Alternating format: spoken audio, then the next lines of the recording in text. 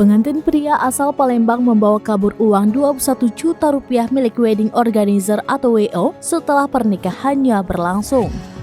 Pengantin pria berinisial C bersama istrinya kabur usai 2 hari melangsungkan pernikahan dan kini keberadaannya sedang dicari-cari oleh WO Pesta. Kabar hilangnya pasangan pengantin di Palembang usai gelar resepsi ini viral usai diunggah oleh salah satu pemilik wedding organizer atau WO di kota Palembang.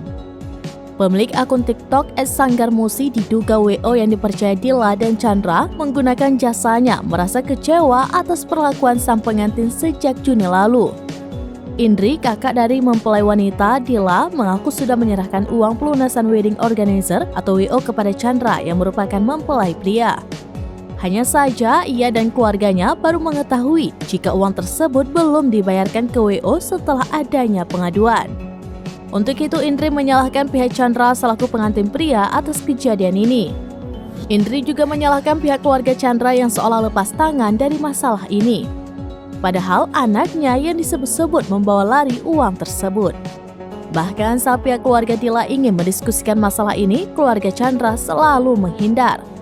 Terakhir, karena sudah geram dengan masalah ini, Indri pasrah jika pihak WO membawa masalah ini ke jalur hukum. Keluarga Dila juga siap menjadi jaminan atas kasus ini. Menurut Indri, inilah keputusan yang baik agar masalah ini cepat selesai.